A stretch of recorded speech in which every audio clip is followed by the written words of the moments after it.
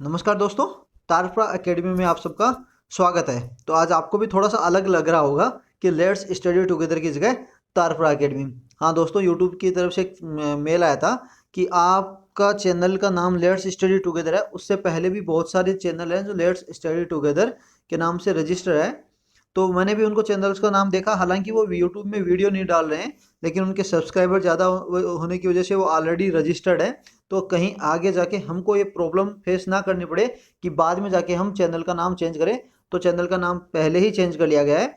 तो ये आपको भी थोड़ा सा अलग सा नाम लग रहा होगा, तारप्रा एकेडमी। तो दोस्तों कुछ नहीं, तारप्रा मेरे गांव का नाम है, तो इसी के नाम पे मैंने रख दिया। कुछ अलग सा नाम भी हो जाएगा, तो अपने गांव को भी थोड़ा ऊपर लेके चलना चाहिए। तो आज हम देखेंगे 16 अगस्त 2020 के current affairs with important question and answer.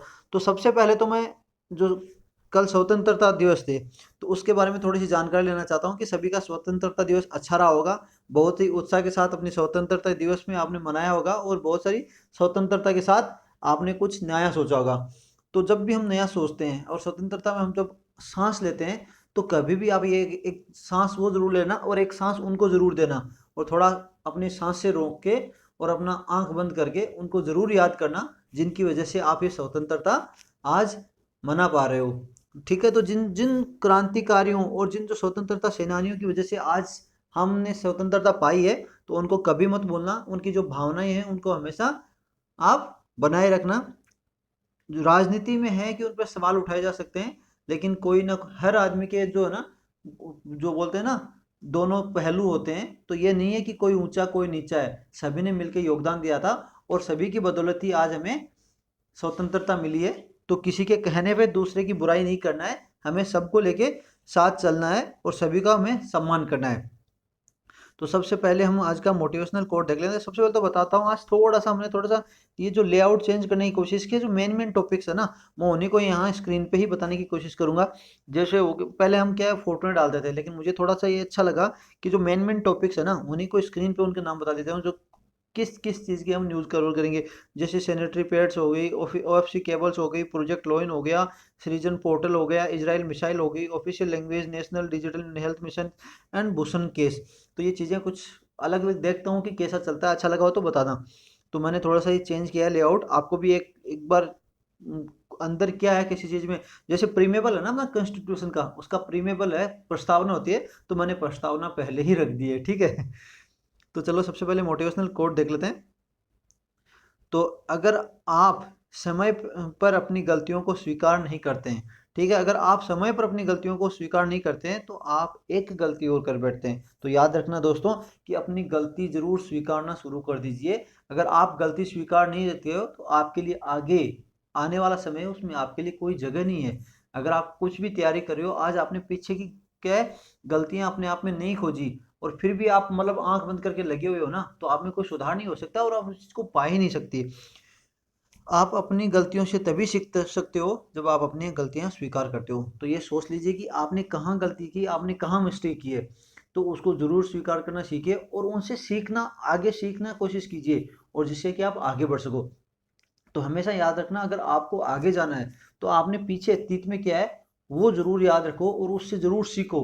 क्योंकि इतिहास हमें क्या है, सिखाता है हमें से। इतिहास के और पास कुछ नहीं है, इतिहास हमें ज्ञान देता है और इतिहास से हमें ज्ञान लेना चाहिए, और खुद के इतिहास से सबसे ज्यादा ज्ञान लेना चाहिए कि आपने कल क्या किया था और आपसे कल क्या गलती हुई थी।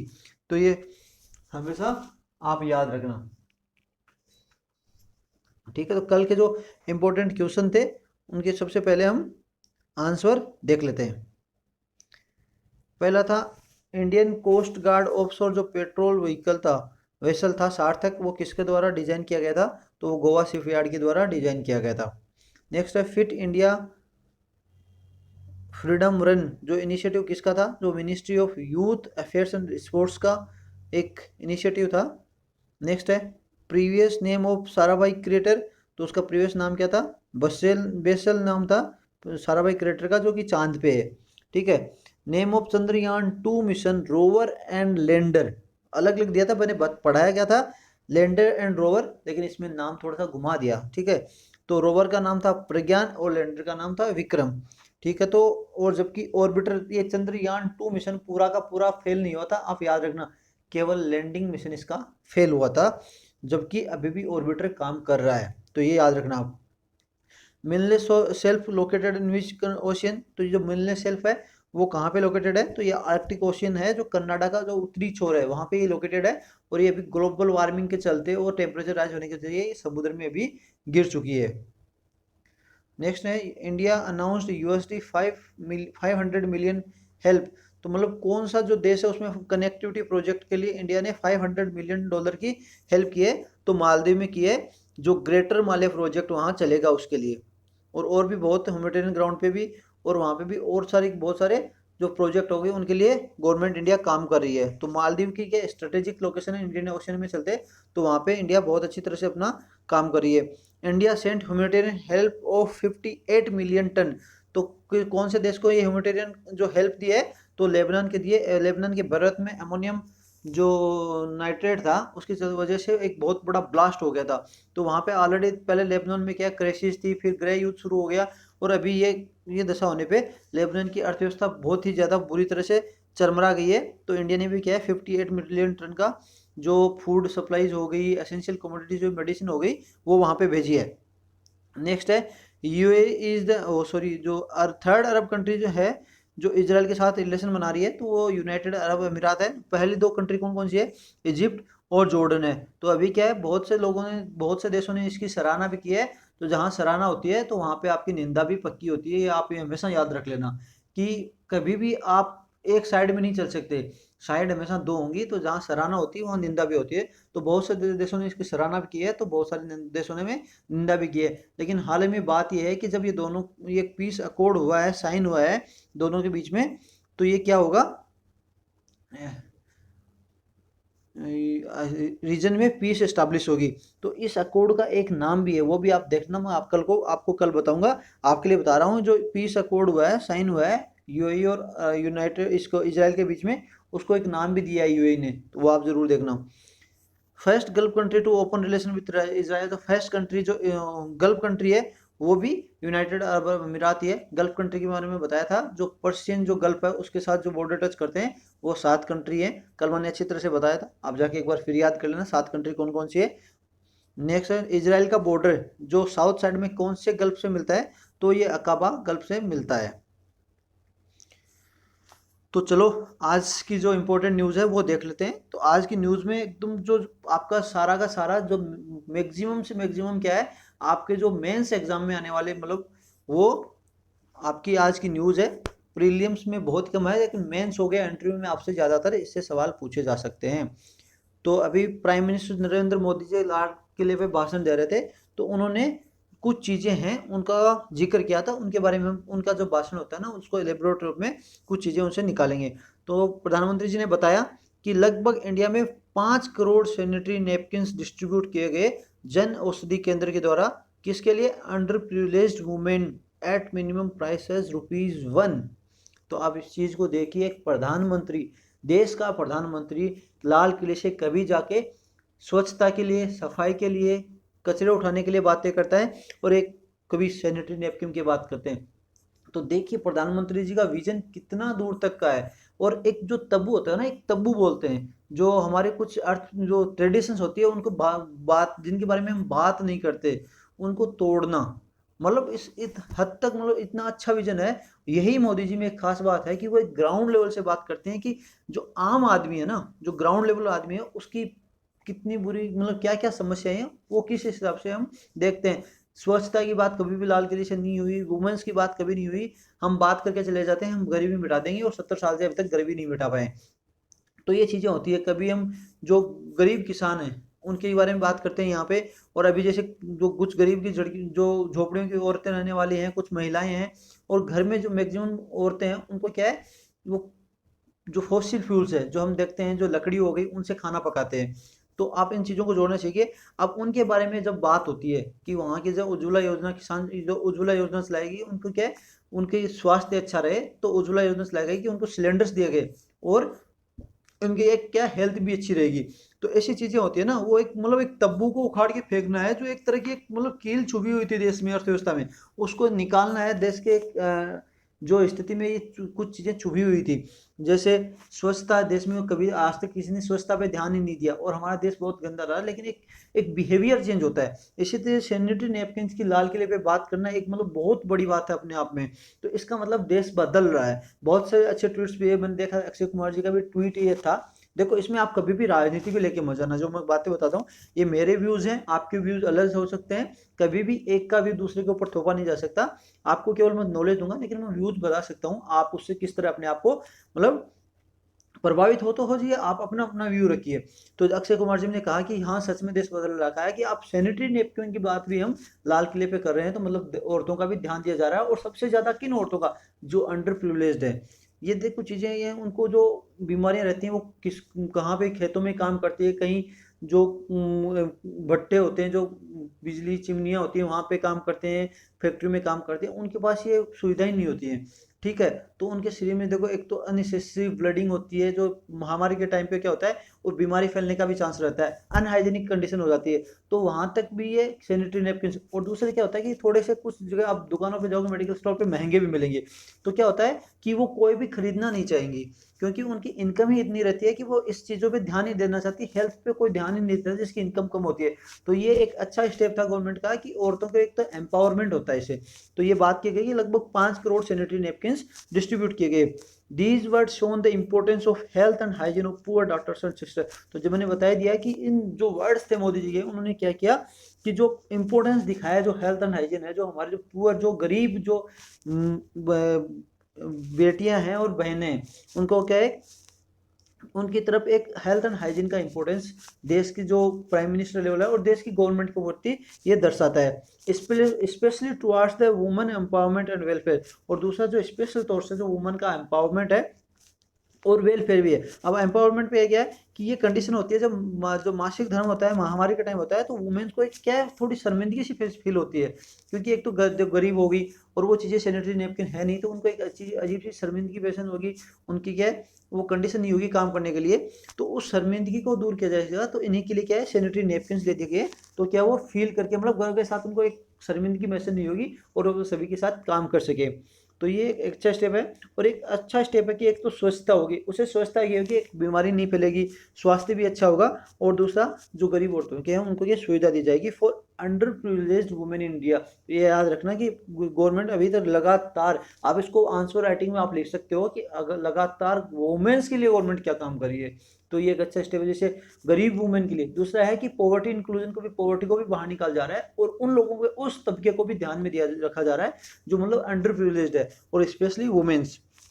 और ये स्टेप किसके द्वारा उठाया गया, यूनियन डिपार्टमेंट ऑफ फार्मास्यूटिकल। तो ये याद रख लेना कि जो ये सैनिटरी नैपकिन जो बांटने का काम किया गया था, वो यूनियन डिपार्टमेंट ऑफ फार्मास्यूटिकल के द्वारा किया गया। In many part of the country, especially in rural areas, girl and women do not have access to sanitary products। तो जैसे मैंने आपको बता दिया कि भारत के आप सुदूर सुदूर इलाके हैं जो वहाँ पे ये सैनिटरी नैपकिन मिलते ही नहीं है, तो उनको क्या किया, जन औषधि केंद्र के द्वारा उनको एक रिलीफ दिया गया, जन औषधि केंद्र के द्वारा उनको प्रोवाइड कराया गया। तो आप उसको तो अच्छी तरह से एक आप आंसर राइटिंग में अपना पॉइंट ऑफ व्यू अलग से लिख सकते हो, और अलग से उसमें आप डेवलप कर सकते हो। तो आप भी कुछ कुछ ऐसी चीज़ें ना समझा करो कि कहाँ किस तरह यूज किया जा सकता है। नेक्स्ट है village to be, each village to be connected with the optical fibre connectivity within next 1000 days. तो प्रधानमंत्री जी ने ये कहा है कि आने वाले 1000 दिनों में लगभग सारे गाँव में क्या है ऑप्टिकल फाइबर जो केबल कनेक्टिविटी होती है वो पहुंचा दी जाएगी। तो जैसा कि बात कहा गया है कि अभी तक तो प्रधानमंत्री जी ने जो वादा किया है लगभग पूरा किया है।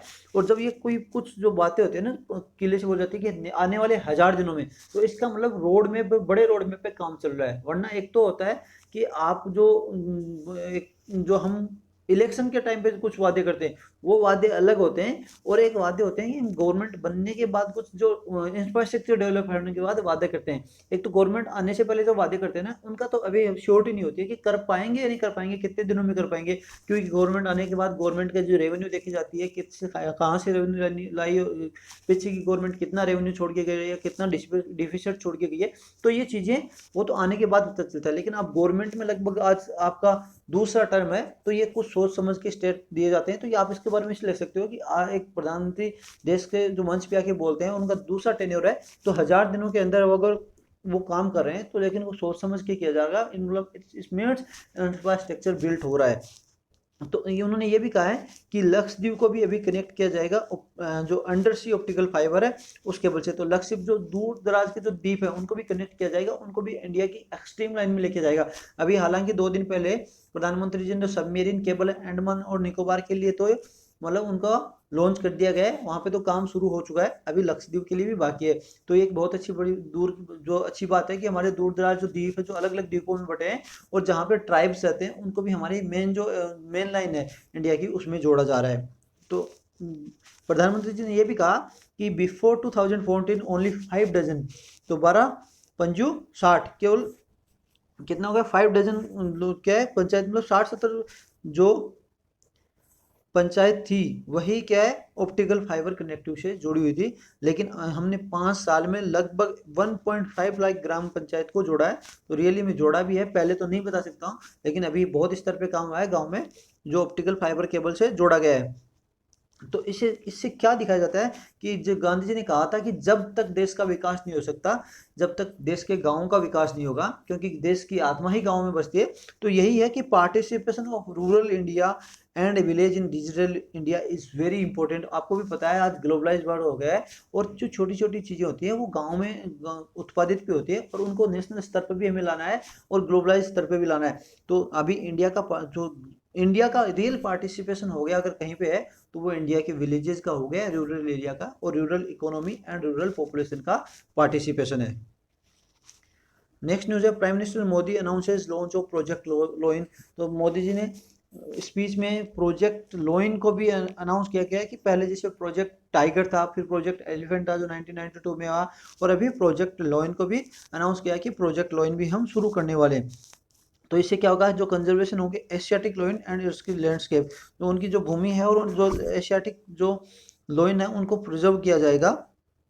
तो ये प्रोजेक्ट लोइन क्या है, तो इनका जो हैबिटेट डेवलपमेंट हो गया, जो कि एंगेज मॉडर्न जो टेक्नोलॉजीज होगी, जो लोइन मैनेजमेंट है तो मॉडर्न टेक्नोलॉजी यूज़ की जाएंगी, इनको कॉलोनिक सिस्टम लगाया जाएगा, इनके ऊपर ध्यान रखा जाएगा। तो इनका मैनेजमेंट होगा, इश्यू ऑफ डिजीज होगा, जो जो इसकी प्रजातियों में कोई बीमारी फैल जाती है तो उसको भी ध्यान में रखा जाएगा, और इसकी जो एसोसिएट स्पीसीज है दूसरी स्पीसीज है उनमें भी इस चीज़ों का ध्यान रखा जाएगा, और उसमें वर्ल्ड क्लास रिसर्च भी लिया जाएगा कि अगर कोई बीमारी हो जाती है तो वर्ल्ड क्लास रिसर्च किया जाएगा। और वेटनरी सर्विसेज, आप जानते हो कि जो पशुओं का जो डॉक्टर्स होते हैं वो वेटनरी किए होते हैं, तो वेटनरी सर्विसेज भी वहाँ पे वेटनरी केयर भी जो वर्ल्ड क्लास का होगा। ये नहीं है कि हमारे पास सुविधा नहीं है और इनकी जनसंख्या कम होती जा रही है। तो प्रोजेक्ट लोइन के तहत लोइनों की जनसंख्या बढ़ाने की बात है। और जो एशियाटिक लोइन है केवल भारत में रहते हैं, और आगे वाले लेक्चर में इसी में मैं बताऊंगा कि ओनली वो कहाँ रहते हैं।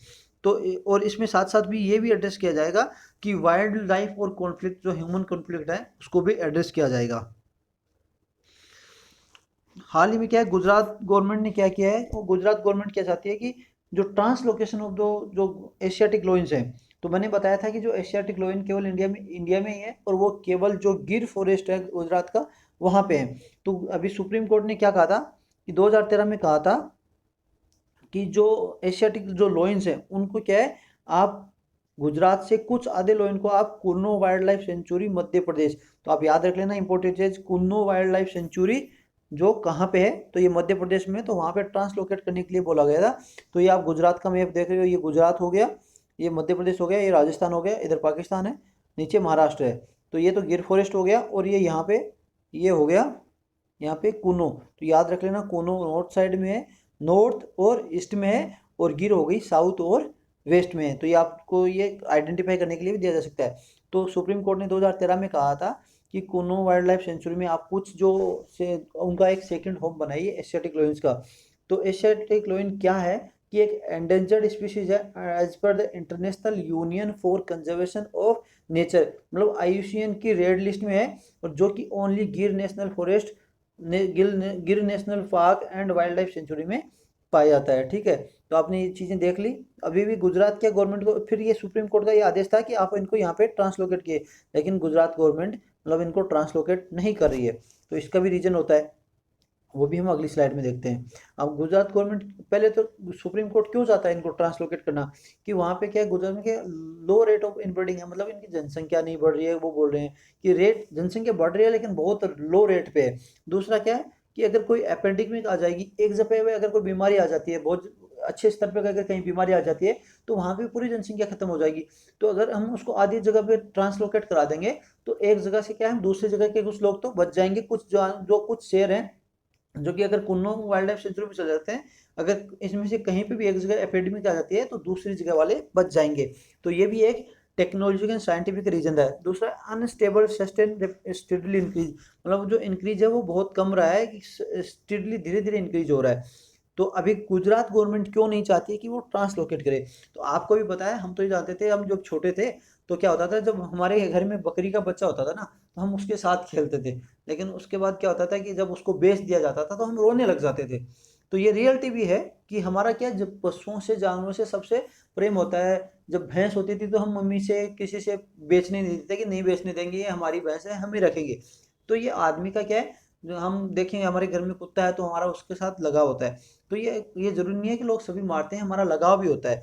तो अब गुजरात क्या बोल रहा है कि जो यहाँ के जो शेर हैं ये हमारे फैमिली मेंबर टाइप है। माना कि ये हिंसक होते हैं वो बात दूसरी रहती है, तो गुजरात गवर्नमेंट बोल रही है कि हमारे फैमिली मेंबर्स के टाइप है, जो वहाँ के लोकल कम्युनिटी है। और जो वाइल्ड लाइफ सेंचुरी है पोरबंदर की, उसके ये फैमिली टाइप है, उनको हम दूसरी जगह ट्रांसलोकेट नहीं करेंगे। और कहा है कि हमारे यहाँ पे लॉइंस सेफ हैं, कोई ज़रूरत नहीं है हमें दूसरी जगह सेंड करने की। और उन्होंने साथ में जो साइंटिफिक एक डाटा भी दिया है कि 2020 की सेंसस ने लगभग 674 एशियाटिक लॉइन हुए, और जो 29% इंक्रीज हुआ है लास्ट 5 ईयर्स में। तो इन्होंने गुजरात गवर्नमेंट ने ये कहा है कि हम यहाँ पे इनको ट्रांसलोकेट नहीं करेंगे। अभी तक कोई भी जो लॉइन है वो ट्रांसलोकेट नहीं हुआ है। तो ये जो प्रोजेक्ट टाइगर हो गया, प्रोजेक्ट एलिफेंट हो गया, और जो लॉयंस का भी प्रोजेक्ट अभी चलने वाला है, जो प्राइम मिनिस्टर साहब ने 15 अगस्त को अपने स्पीच में अनाउंस किया है। तो ये चीज़ें कुछ इंपॉर्टेंट चीज़ें हो जाती हैं, और उनका क्या है, IUCN की रेड लिस्ट में इनका नाम है। तो ये कुछ और भी ज़्यादा इंपॉर्टेंट हो जाती है। दूसरा है इकोलॉजिकल बैलेंस भी ये बनाते हैं। अब बताइए कि जंगल में अगर शेर खत्म हो गया, अगर शेर खत्म हो जाता है तो जंगल पे क्या इफेक्ट होता है, तो जंगल भी नष्ट होने लग जाते हैं। ये रियलिटी है कि अगर वहाँ किसी जंगल में शेर खत्म हो गया है तो वहाँ पे क्या है, जो शाकाहारी जीव है वो बहुत ज़्यादा हो जाएंगे। वो क्या है, फिर घास ज़्यादा खाएंगे। तो ये होता है कि ये जो फूड चेन होती है ना वो जुड़ी हुई होती है। अगर फूड चेन एक जो चेन में से अगर कुछ भी निकल जाता है, जो आपके बायोलॉजी के जो लेक्चर है उसमें जरूर देख लीजिए, अगर फूड चेन में से एक की चीज को निकाल देंगे ना तो पूरा का पूरा खाद्य श्रृंखला है ना वो बिगड़ जाती है। तो इन चीजों का भी, इसलिए इकोलॉजिकल जो सिस्टम है, जो फूड चेन है, बहुत इंपॉर्टेंट है। और UPSC इससे भी सवाल पूछ सकती है कि अगर शेर खत्म भी हो गए तो क्या हो जाएगा। अगर जंगल से खत्म हो जाएंगे तो वहाँ का जो जल्दी से जल्दी फॉरेस्ट खत्म होने लग जाएंगे, क्योंकि वहाँ पे जो बहुत सारे बाइसन हो गए, बहुत सारी गजेल्स हो गए, और भी जो शाकाहारी हैं वो सारे के सारे जंगल को खत्म कर देंगे। तो ये चीज़ें आप इस तरह इनको एक दूसरे से जोड़ के याद रखना। दूसरा, इसराइल ने एक सक्सेसफुल टेस्ट जो फायर कर दिया है, एरो 2 मिसाइल इंटरसेप्टर। तो मिसाइल इंटरसेप्टर क्या होती है कि आप देखिए, जैसे ये एक यहाँ से दूसरे देश ने मिसाइल छोड़ी है, ठीक है, और इस देश के ऊपर मिसाइल छोड़ी है, ये दूसरी मिसाइल आ रही है। तो इंटरसेप्टर क्या होती है, इस इसराइल के पास को क्या है, राडार घूमते रहते हैं और वो पता कर लेते हैं कि इधर से एक मिसाइल आ रही है। तो राडार दूसरे अपने यहाँ पे इस मिसाइल को सिग्नल देता है, ये मिसाइल उड़ गए, तुरंत इसको पहले ही हिट कर दिए, कि ताकि ये यहाँ आने से पहले इसको हवा में ही डिस्ट्रॉय कर देते हैं। इंटरसेप्टर होती है कि आपकी तरफ कोई मिसाइल छोड़ रहा है तो उसको पहले ही हवा में नेस्ट कर देना, और आपके पास पहुंचने से पहले। तो आपको पता भी है, इसराइल तो सबसे ज़्यादा मतलब सेफ देश है, उसने अपने मिसाइलों का एक तरह का जाल बिछा रखा है। और ईरान पे सबसे ज़्यादा मिसाइल होते हैं।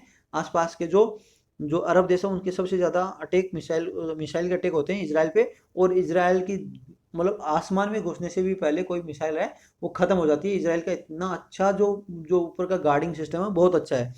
तो ये है, डेवलप की गई है कोलेब्रेशन के साथ, किसके, यूनाइटेड स्टेट के साथ कोलेब्रेशन के साथ की गई है। और ये exo atmospheric hypersonic ballistic missile है। तो बैलिस्टिक मिसाइल मैंने बताई दी, ये एक बैलिस्टिक ट्रेजेक्टरी में ट्रेवल करती है। कोई मिसाइल इधर से या अपनी ट्रेजेक्टरी में आ रही है तो एंटी ब्लास्टिक है, उसको पहले ही जाके ये खत्म कर देगी। एक्सो एटमॉस्फेरिक है कि बहुत लंबी दूर मारक क्षमता वाली है। और जो कि अंडरटेकन की भाई Israeli aerospace industries and Boeing, जो इसराइल की तरफ से एरोस्पेस इंडस्ट्री काम करी है और अमेरिका की तरफ से बोइंग कंपनी काम करी है। तो याद रख लेना, एरो 2 मिसाइल किसकी मिसाइल है, इसराइल की है, जो कि collaboration with United state of America के साथ बनाई जा रही है और टेस्ट की गई है। नेक्स्ट है, डिफेंस मिनिस्टर लॉन्चेस श्री जन पोर्टल। तो डिफेंस मिनिस्टर साहब ने श्री जन पोर्टल लॉन्च किया गया है। तो इसमें किस लिए किया गया है, for indigenisation and defence sector. Indigenisation of defence sector क्या होता है कि डिफेंस सेक्टर में जो कुछ चीज़ें हैं वो यहीं पे बनाई जाए और वहीं पे प्रिक्योर की जाए।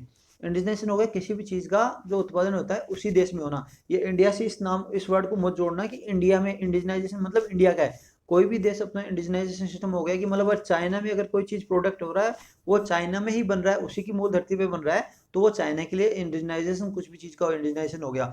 तो क्या है, डिफेंस सेक्टर इंडिया में क्या कर रहा है कि डिफेंस सेक्टर में कोई भी चीज़ें हैं तो उनको अपने ही देश से जो बनी चीज़ों को यूज़ करना है, तो इसी के लिए पोर्टल बनाया गया है। ये पोर्टल क्या करेगा, जो जो वेंडर्स हैं उनको क्या है एक रास्ता तैयार कर देगा कि प्रोवाइड एक्सेस करेगा कि कौन कौन सी चीज़ें क्या है डिफेंस को चाहिए, ताकि वो वेंडर क्या है उन चीज़ों को बना सके और उनको यहीं पे इंडिया में प्रोक्योर करवा सके। The help industry partners to play an active role in the goal of self reliance India defence sector. अब इसे क्या बताओगे, जब वेंडर्स को पता चल जाएगा तो वो उसको क्या है डेवलप करने की कोशिश करेंगे और बनाने की कोशिश करेंगे, और उससे क्या है कि जो इंडिया का जो डिफेंस सेक्टर है उसमें भी आत्मनिर्भरता आएगी। तो ये डिपार्टमेंट ऑफ डिफेंस प्रोडक्शन है। तो उसने क्या किया है, जो ये इंडिजिनियस पोर्टल बनाया जा रहा है, तो ये याद रखना, citizen defence government dot in का पोर्टल कौन बना रहा है, डिपार्टमेंट ऑफ डिफेंस प्रोडक्शन। तो वो क्या है, एक opportunity act as opportunity for make in India defence. तो ये एक अपॉर्चुनिटी प्रोवाइड करेगा। इस जो ये डिफेंस का जो पोर्टल है इस पे जाके पता चल जाएगा कि डिफेंस को किस किस चीज़ की अभी ज़रूरत है, जो कि टेक्निकल स्पेसिफिकेशन नहीं, ऐसा नहीं होगा कि उसकी जो मेन मेन चीज़ें हैं वो बताई जाएगी। देखो, डिफेंस की जो विश्वसनीयता की चीज़ें हैं और कुछ जो गुप्त रहने वाली चीज़ें गुप्त हैं, लेकिन कुछ चीज़ें ऐसी होंगी जो पोर्टल पे यहाँ बनाई जा सकती है। तो इस पोर्टल से जाके कोई भी वेंडर है वो देखेगा कि डिफेंस को भी किस चीज़ की ज़रूरत है और वो यहाँ पे लोकली वो बनवाएगा। और ये याद रख लेना, उनको जो बाहर से इम्पोर्ट की हुई चीज़ें वो नहीं चलेंगी। तो self reliance in defence manufacture, जो सेल्फ रिलायंस है डिफेंस मैन्युफैक्चर, वो केवल डोमेस्टिक यूज के लिए रिक्वायरमेंट के लिए नहीं है कि यहाँ के हमारे जो भारत की जो जो आर्मी है, वायुसेना है और नेवी और कोस्टल गार्ड होगी उन्हीं के लिए नहीं है। अगर हम ज़्यादा बना लेते हैं तो उनको एक्सपोर्ट भी करेंगे, उसे एक्सपोर्ट होने से क्या है हमारी रेवेन्यू जनरेट होगी। तो यही नहीं है कि इंडिया के लिए होगा। अगर चलो हमने कोई बंदूक बनाना शुरू कर दी तो बंदूक ये नहीं है कि हमारी आर्म फोर्सेज के लिए ही है, हम दूसरे कंट्री को उसको बेच सकते हैं।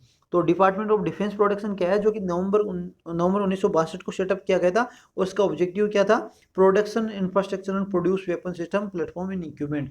जो क्या है इंडिया में ही क्या प्रोडक्शन करेगा, इंफ्रास्ट्रक्चर प्रोड्यूस करेगा और weapon system platform equipment India के लिए जो डिफेंस फोर्सेज के लिए बनाएगा। नेक्स्ट है कि ये जो consider amending official language act. तो सुप्रीम कोर्ट ने जो सेंटर को कहा है कि जो ऑफिशियल लैंग्वेज एक्ट है उसको आप बदलने के लिए कोशिश कीजिए, अभी उसको बदलना है। अब सुप्रीम कोर्ट ने डायरेक्ट किया है सेंटर को to amend official language act 1963।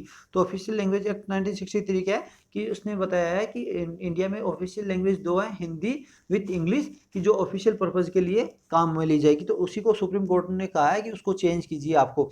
तो चेंज करने के लिए क्या बोला है, सेंटर शुड इंक्लूड। तो सुप्रीम कोर्ट ने कहा है कि सेंटर को अभी क्या इंक्लूड करना है जो ऑफिशियल लैंग्वेज में जो शेड्यूल्ड लैंग्वेजेज हैं। शेड्यूल लैंग्वेज याद रखना कि जो 8वीं सूची में है उनको बोला जाता है शेड्यूल लैंग्वेज। जो 22 है उनको भी इंक्लूड कीजिए हिंदी एंड इंग्लिश के साथ साथ एज ए ऑफिशियल लैंग्वेज। तो ये भी बताएंगे कि क्यों बोला गया है।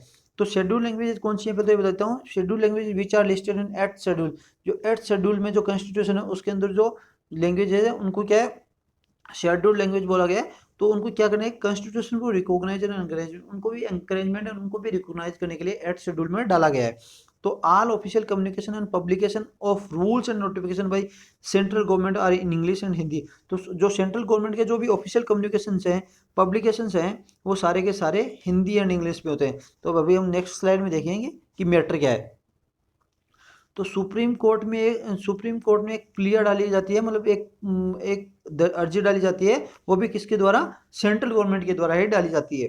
तो किसके लिए, अगेंस्ट दिल्ली हाई कोर्ट, की जो दिल्ली हाई कोर्ट का जजमेंट था उसके खिलाफ एक अर्जी सुप्रीम कोर्ट में डाली जाती है। अब दिल्ली हाई कोर्ट का क्या जजमेंट था, दिल्ली हाई कोर्ट ने डायरेक्ट किया था सेंटर को, कि दिल्ली हाई कोर्ट ने सेंटर को बोला था कि जो आपने जो draft environmental impact assessment bill बनाया है, ड्राफ्ट बनाया है 2020, उसको आप 22 शेड्यूल लैंग्वेजों में भी ट्रांसलेट कीजिए। अब क्यों कीजिए, क्योंकि आपको पता है ड्राफ्ट जो एनवायरमेंटल इम्पैक्ट असेसमेंट है, अगर कुछ भी है हम अगर ऐसी चीज़ें डाल देते हैं और उनको पोर्टल पे बनाते हैं केवल हिंदी और इंग्लिश में है, तो उससे क्या होगा कि जो जनसाधारण है, जो दूसरे देश हैं, अब जैसे 22 लैंग्वेज के हैं जो हिंदी और इंग्लिश नहीं समझते हैं, तो वो लोग तो उसके बारे में पता ही नहीं चलेगा क्या गवर्नमेंट कर रही है, उसको तो पता ही नहीं चलेगा गवर्नमेंट में पार्लियामेंट में हो क्या रहा है। तो इसी के चलते दिल्ली हाई कोर्ट ने कहा कि जो 22 जो शेड्यूल्ड लैंग्वेज हैं उसमें तो कम से कम आप इसको चेंज कीजिए। डायलेक्ट्स तो इंडिया में बहुत है, उनमें तो चेंज करना नहीं होगा, लेकिन जो मेन मेन लैंग्वेज है उनमें चेंज कीजिए, जिससे कि जो जो कॉमन पीपल है वो भी समझ सके कि गवर्नमेंट अभी क्या काम कर रही है। तो आपको भी पता है एनवायरमेंट असेसमेंट का कितना मतलब कुछ है कि आप एनवायरमेंट में कहीं पे भी जाके कोई प्रोजेक्ट चालू कर दोगे और उससे एनवायरमेंट की कोई आपको क्लियरेंस लेने की जरूरत नहीं है, लोकल पीपल्स को जानने की जरूरत नहीं है। तो ऐसी चीजें क्या उनको लोगों को पता ही नहीं है कि गवर्नमेंट ने क्या काम किया है, और आप उसको 10 दिन के लिए 20 दिन के लिए क्या है पोर्टल पे डालो और फिर उसको आप पास करवा दोगे। तो गवर्नमेंट यही सुप्रीम इसने दिल्ली हाईकोर्ट ने बोला कि आप सबसे पहले 22 लैंग्वेजों में इसको कन्वर्ट कीजिए।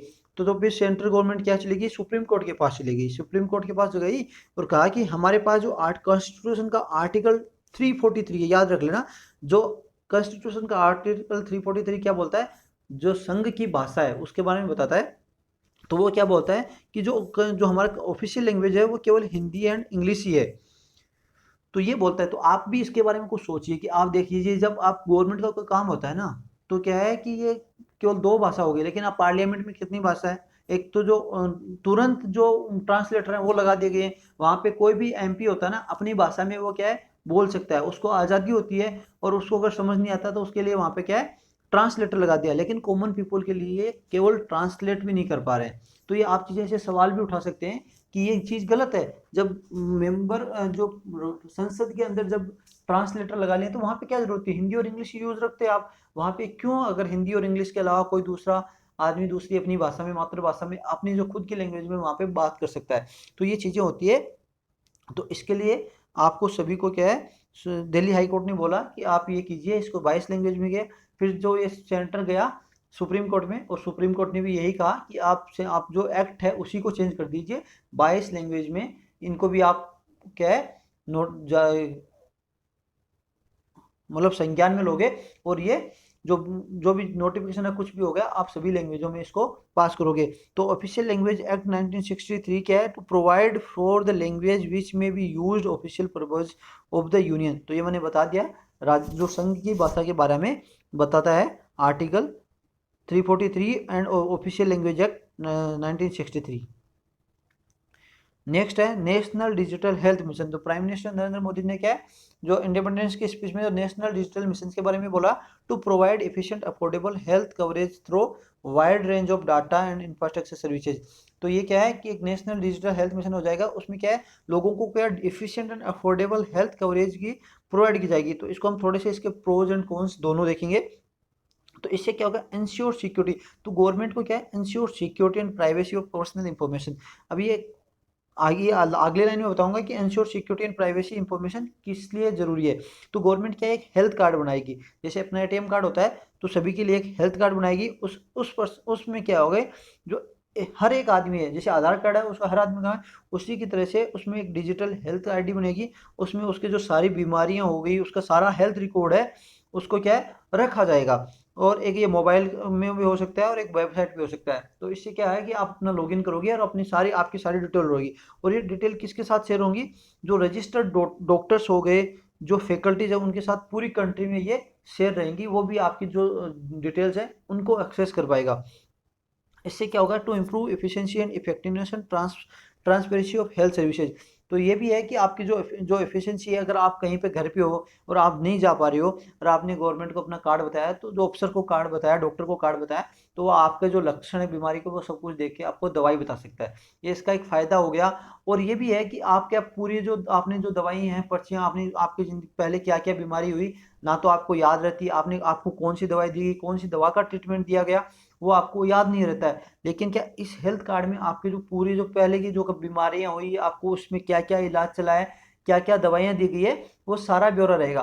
तो जैसे ही इस कार्ड में डॉक्टर लॉगिन करेगा तो आपकी वो पूरी हिस्ट्री बता देगा, तो डॉक्टर को पता चल जाएगा कि इसको ये दवाई दी गई है इस पर ये असर नहीं हुआ तो अभी कौन सी दवाई देनी है। तो ये आप पे क्या है कि तो उसी दवाई का बार बार ना देके कोई डॉक्टर क्या आप एक डॉक्टर के पास गए उससे आपको आराम नहीं मिला दूसरे के पास चले गए उसने भी वही दवाई लिख दी, मतलब टेस्ट दूसरा नाम दूसरा लिख दिया लेकिन जो सोल्ट होता है वही लिख दिया, तो वो आप पे क्या गलत इफेक्ट भी आ सकता है। तो डॉक्टर क्या होगा आपको क्या आपको तो नहीं पता लेकिन डॉक्टर जब उसका आपका हेल्थ शीट खोलेगा तो उसमें पता चल जाएगा डॉक्टर को कि आपको कौन सी दवाई दी गई है। ठीक है, तो डॉक्टर फिर उसको बदल के आपको दवाई देगा। तो ये इसका एक अच्छा इफेक्ट भी है, एक तो आपको घर बैठे भी दवाई बता सकता है डॉक्टर, दूसरा, अगर आपके ऊपर जो पहले दवाई दी जा रही है उसका अगर अच्छे से काम नहीं हो रहा तो डॉक्टर उसको दवाई देके बता सकता है। और आप में क्या क्या हुआ है, आप किस कंडीशन से गुजरे हो, तो ये डॉक्टर को पता है। तो आपकी जो मेंटल स्थिति क्या है, तो आपको बिना बताए ही डॉक्टर वो समझ जाएगा कि बंदा को क्या बीमारी है, कैसे के अगर कोई पहले बीमारी आई है, किस मेंटल स्थिति से गुजरा है, तो वो डॉक्टर आपको उसी तरह डील करेगा।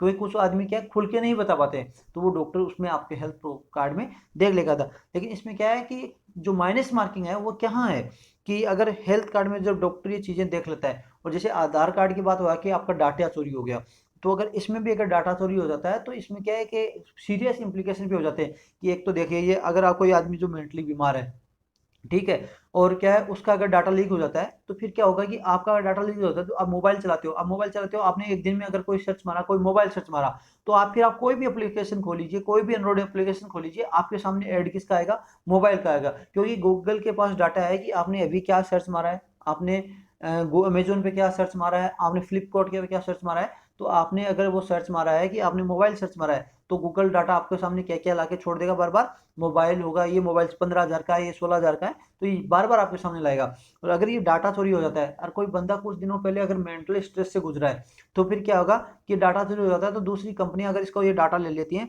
तो बाद में क्या करेंगी, आपके सामने बार बार उसकी दवाइयाँ होगा, उनका प्रिस्क्रिप्शन होगा, डॉक्टर के जो होता है ना, दूसरे डॉक्टर का जो एक अच्छे मेंटल हेल्थ केयर डॉक्टर का आपके पास प्रोफाइल आ जाएगा, इससे जाके मिलिए, ये अच्छा काम है। तो वो क्या है, आपको अलग अलग क्या है, एक दूसरे का अलग उसी स्टिग्मा में वापस डाल देगा। आप जिस बीमारी से निकले हो उसको आप अभी डाल देगा, आप सोचने लग जाओ कि मेरे पास ऐसी चीज़ें क्यों आ रही है। और आपकी क्या है, जो आपकी जो कुछ बीमारियां हैं जो आपको किसी को नहीं बता सकते, वो भी इसका शेयर हो जाता है। तो इसके जो जो क्या इसीलिए जो ऊपर दिए गए ना, तो गवर्नमेंट इसके ensure security and privacy of personal information, तो ये भी बहुत जरूरी है, इसकी जो डाटा लीक नहीं होना चाहिए। और सबसे मोस्ट इम्पोर्टेंट न्यूज़ है वो है ये, आज सुप्रीम कोर्ट ने जो प्रशांत भूषण जी हैं, जो वकील सीनियर वकील हैं, उनको कोर्ट ऑफ कंटेम्प्ट में गिल्टी पाया है। तो इस पे पर सुप्रीम कोर्ट पे बहुत सारे सवाल भी उठे गए हैं, सवाल उठाए भी गए हैं। तो हम केस दें पूरे तो मैं भी नहीं बताऊंगा, क्योंकि मैं ऑलरेडी आपको ये देखना है कि जो क्या एक्ट है, किस एक्ट के तहत, किस सेक्शन के तहत, अगर आपको ये देखना है कि ये चीज़ें हुई हैं, तो आप जो मेरा 5 अगस्त का लेक्चर है उसमें सारा सारा बताया कि जो कंटेम्प्ट ऑफ कोर्ट 1971 है, उसमें कौन सा सेक्शन है और कौन से सेक्शन के तहत इस पर क्या केस लगता है, स्कैंडलाइज कोर्ट का क्या लगता है। तो आप 5 अगस्त का लेक्चर है वो जाके देख लीजिए, वहाँ पे सारा डिटेल में किया गया है। तो क्या है, कोर्ट ऑफ कंटेम्प्ट का जो इस पे क्या है, प्रशांत भूषण जी पे गिल्टी करार दिया गया है कि स्कैंडलाइज कोर्ट। तो वो आगे वाली स्लाइड में देखेंगे, पहले देख लेते हैं। तो कंटेम्प्ट ऑफ कोर्ट एक्ट 1971 वो क्या फर्निश करता है, imprisonment that may be extend, जो सजा है, जो जेल की सजा वो 6 महीने तक बढ़ सकती है, और जो फाइन है 2,000 रुपये भी लग सकता है, तथा दोनों भी लग सकते हैं। तो ये सुप्रीम कोर्ट का जो एक्ट है, कंटेम्प्ट ऑफ कोर्ट एक्ट 1971 के तहत अगर कोई कंटेम्प्ट ऑफ कोर्ट करता है तो उसको ये सजा मिल सकती है। अब इस चीज़ के ऊपर सुप्रीम कोर्ट पे सवाल उठाए गए। सबसे पहले तो सीताराम येचूरी हैं, जो कि सीपीआईएम के जो लीडर हैं, उन्होंने सवाल उठाए कि judgement will prevent open and free discussion on the role of the supreme court in Indian democracy.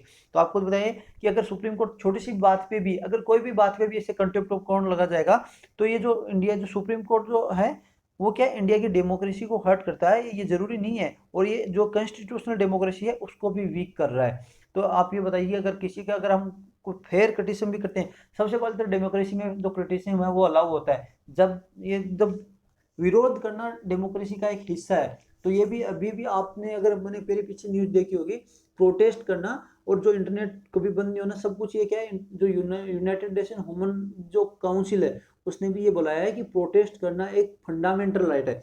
तो क्रिटिसिज्म करना तो और भी ज्यादा फंडामेंटल जो एक क्रिकेट राइट है एक डेमोक्रेसी के अंदर।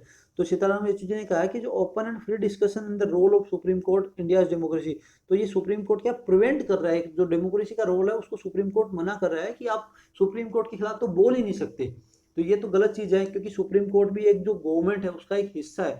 क्योंकि सेपरेशन ऑफ पावर है, सेपरेशन ऑफ पावर, एग्जीक्यूटिव अलग है, लेजिस्लेशन जो लेजिस्लेशन अलग है, और दूसरा लेजिस्लेचर अलग होने के बाद सुप्रीम कोर्ट भी अलग है। तो तीनों का फ्रेम क्रिटिसिज्म होना जरूरी है। ये नहीं है कि आप केवल एग्जीक्यूटिव का क्रिटिसिज्म करोगे और केवल लेजिस्लेशन का क्रिटिसिज्म करोगे, सुप्रीम कोर्ट का कोई क्या क्रिटिसिज्म कर ही नहीं सकता ताकि कोर्ट ऑफ कंटेम्प्ट हो जाए। ये बिल्कुल गलत है। डेमोक्रेसी में डेमोक्रेसी के तीनों ऑर्गन्स पे क्रिटिसिज्म, फेयर क्रिटिसिज्म होना चाहिए।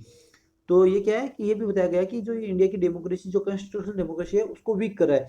और उन्होंने साथ साथ में यही कहा है कि जो प्रशांत भूषण जी का केस था वो बहुत ही इतना इंपॉर्टेंट केस हो गया, उसके सामने जो आर्टिकल 370 का जो हटाया गया, जो वो केस है, जो वहाँ पे हबीज गोप्स है कि वहाँ ये पॉलिटिकल लीडर्स को एक एक साल तक बंदी बना के रखा, उनको जो हबीज गोप्स है कि उनको सामने लेके आओ। ये केस लगभग 1 साल से पेंडिंग पड़ा है, सुप्रीम कोर्ट को उनको सुनने के लिए टाइम ही नहीं मिला। और ये कंटेम्प्ट ऑफ कोर्ट लगाने के उन्होंने रातों रात उन्होंने क्या किया, कोर्ट बुलाया और फैसला भी कर दिया है। मतलब कुछ दिन नहीं हुए, जुलाई से लेके अगस्त चला है, तब तक सुप्रीम कोर्ट साहब ने ये फैसले, सुप्रीम कोर्ट के जजों ने फैसला भी कर दिया। तो किस तरह का है, जो कोर्ट क्या है, एक एक साल तक जो लोग बंद पड़े हैं उनका तो कोर्ट ने सुना ही नहीं दिया, और ये कोर्ट ऑफ कंटेम्प्ट बहुत ही जल्दी हो गया।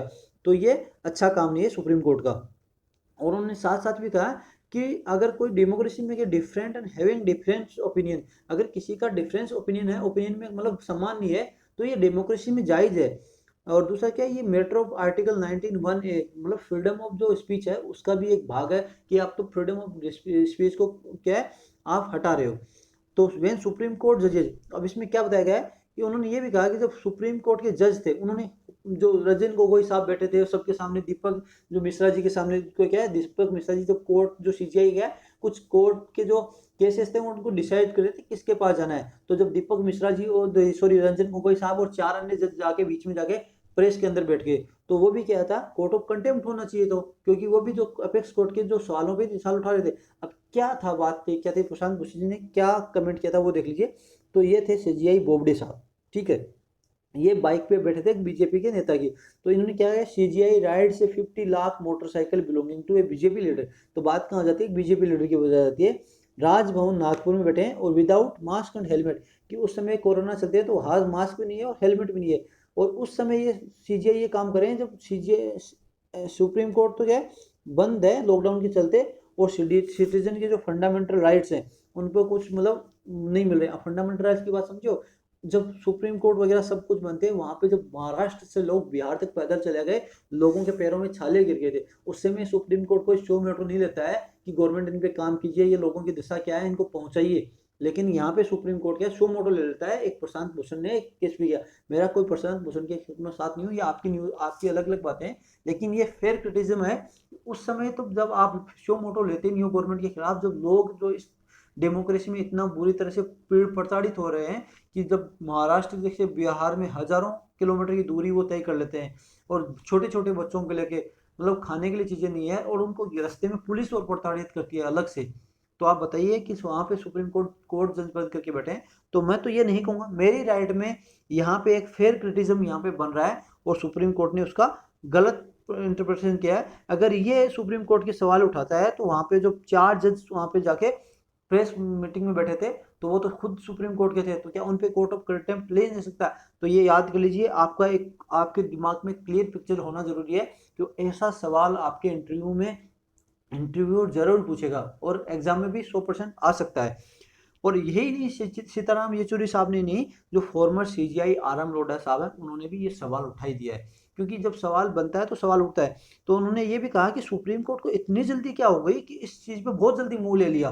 कहाँ है, हेवन वर नोट फॉलिंग, जो स्वर्ग है गिर नहीं रहा। जो अगर कुछ चीज़ें हैं वो तो क्या है वहीं रहेंगी, आप तो इसको बाद में भी डील कर सकते हैं, इतनी जल्दी क्या हो गई। एक तो पेंडेमिक चली, उन्होंने क्या कहा, surprising matter that like this type of matter taken up during the week when the court is not physically hearing. तो उस समय आपको तो जरूरी क्या है इतनी जल्दी की, जब कोर्ट फिजिकल हियरिंग में नहीं करा और आपको इतनी जल्दी हो गई, आपने शो मोटो ले लिया। और ये सीजीआई लोढ़ा साहब ने खुद ने कहा कि मेरे को खुद आश्चर्य हो रहा है कि ये सुप्रीम कोर्ट में इतना जल्दी कैसे ले लिया, बहुत सी चीजें पड़ी हैं, इसको तो जरूरी नहीं है इतनी चीजें, और भी बहुत चीजें पड़ी हैं। तो ये फेयर क्रिटिज्म है। तो सुप्रीम कोर्ट पे फिर एक सवाल उठ जाता है कि सुप्रीम कोर्ट इंटरफेयर कर रहा है देश के जो डेमोक्रेटिक राइट्स हैं उसमें। सुप्रीम कोर्ट लेजिस्लेशन में भी, एग्जीक्यूटिव में, हर चीज़ का इंटरफेयर कर रहा है, या सुप्रीम कोर्ट पे सवाल उठा रहे हैं। सुप्रीम कोर्ट अभी पॉलिटिक्स में घुसना चाहता है, तो इसमें हम कुछ सवाल नहीं उठा सकते। हर आदमी की अलग अलग क्या विचारधारा है, आपकी अलग विचारधारा है। तो आप भी अपने कमेंट जरूर दीजिएगा, आपका क्या ओपिनियन है इसके बारे में, आप भी जरूर बताइएगा। तो आज के इंपॉर्टेंट क्वेश्चन देख लेते हैं। Distribution of sanitary napkins Jan Aushadhi केंद्र किसके द्वारा ये स्टेप टेकन उठाया गया था, तो ये बताना है। कुनो वाइल्ड लाइफ सेंचुरी कहाँ पे लोकेटेड है, ये बताना है। एशियाटिक लोइन कहाँ पे पाए जाते हैं, ये बताना है। जो एरो मिसाइल टू मिसाइल है किसके द्वारा टेस्ट की गई और किसके कोलेब्रेशन से ये बनाई गई, ये बताना है। 5 नंबर है, जो पोर्टल है citizen-defense.government.in किसके द्वारा डेवलप किया गया है। नेक्स्ट है total language in 8th schedule, जो 8th शेड्यूल में टोटल कितनी लैंग्वेज है ये बताना है। आर्टिकल 343 कॉन्स्टिट्यूशन का किस चीज़ से डील करता है ये बताना है। Question number 8, great Male will be the largest ईवर infrastructure project कौन सी कंट्री का है, जो कौन सी कंट्री में ये जो ग्रेट माले प्रोजेक्ट चलाया जा रहा है। Webinars under the overall theme of देखो अपना देश ऑर्गेनाइज कौन सी कंट्री के कौन सी मिनिस्ट्री के द्वारा ऑर्गेनाइज किया जा रहा है। एंड नेक्स्ट है contempt of court act 1973 furnish the implement, तो मतलब कंटेम्प्ट ऑफ कोर्ट के तहत कितने महीने की जेल हो सकती है, कितने तक आपकी बढ़ सकती है। तो आज की न्यूज़ के लिए इतना ही। आप इसका PDF डाउनलोड कर सकते हो skbincher.blogspot.com से। तो आपको ये दिख रहा होगा कि अभी हमने चैनल का नाम चेंज कर दिया, लेकिन लेट्स स्टडी टुगेदर अभी भी है। हमने ये भी धीरे धीरे हम चेंज कर देंगे, आज इतना समय नहीं मिल पड़ा कि मैं इसको भी चेंज कर पाऊँ, लेकिन अभी हमारे चैनल का नाम हो गया है तारपुरा एकेडमी। तो आज की न्यूज़ के लिए इतना ही। अगर आपको न्यूज़ अच्छी लगी हो, आपको अगर वीडियो अच्छा लगा हो तो ज़रूर लाइक कीजिएगा, शेयर कीजिएगा एंड सब्सक्राइब कीजिएगा। और अगर वीडियो अच्छा नहीं लगा हो तो आप डिसलाइक ज़रूर कीजिएगा। मैं यही कहूँगा आप डिसलाइक ज़रूर कीजिएगा, लेकिन कमेंट बॉक्स में ज़रूर बताइएगा कि डिसलाइक क्यों किया, ताकि हम आगे जाके इसमें सुधार कर सकें। तो आज के लिए इतना ही। कल फिर मिलेंगे जो आज के इंपॉर्टेंट क्वेश्चन हैं उनके आंसर के साथ एंड नए करंट अफेयर्स के साथ, नए क्वेश्चन के साथ। जय हिंद, जय भारत।